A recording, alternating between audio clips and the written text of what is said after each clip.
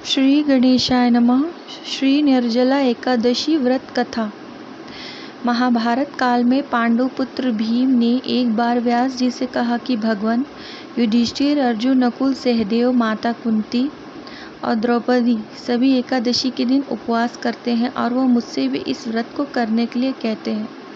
आप तो जानते ही हैं कि मुझे भूख बर्दाश्त नहीं होती है, इसलिए मैं कैसे एकादशी वाले दिन उपवास रख सकता हूँ। मैं दान देकर और भगवान वासुदेव की पूजा अर्चना करके उन्हें खुश कर उनकी कृपा प्राप्त करना चाहता हूँ। इसलिए आप कृपया मुझे बताइए कि मैं इस व्रत को कैसे करूँ। क्या बिना अपनी काया को कष्ट दिए मैं यह व्रत कर सकता हूँ? पांडु पुत्र भीम की ये बात सुनकर मुनि वेदव्यास जी ने कहा, यदि तुम स्वर्गलोक जाना चाहते हो और नरक से सुरक्षित भी रहना चाहते हो तो तुम्हें केवल एक ही एकादशी का व्रत रखना होगा।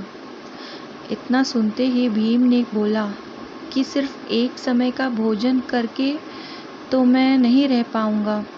मेरे पेट में वक्र नामक अग्नि निरंतर प्रज्वलित रहती है।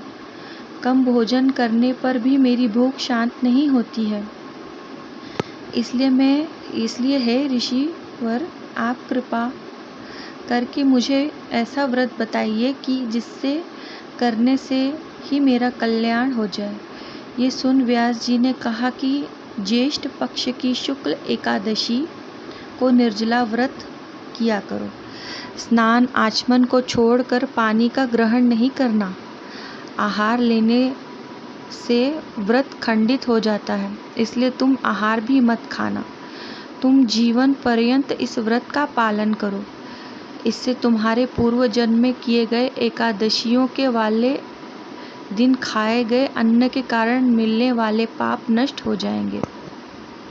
साथ ही इस दिन तुम्हें ओम नमो भगवते वासुदेवाय इस मंत्र का उच्चारण करो। साथ ही गौ का दान करना भी उत्तम माना गया है। महर्षि व्यास की आज्ञा के अनुसार पांडुपुत्र भीम ने बड़ी हिम्मत के साथ निर्जला एकादशी का व्रत किया, लेकिन वह सुबह होते ही मूर्छित हो गए।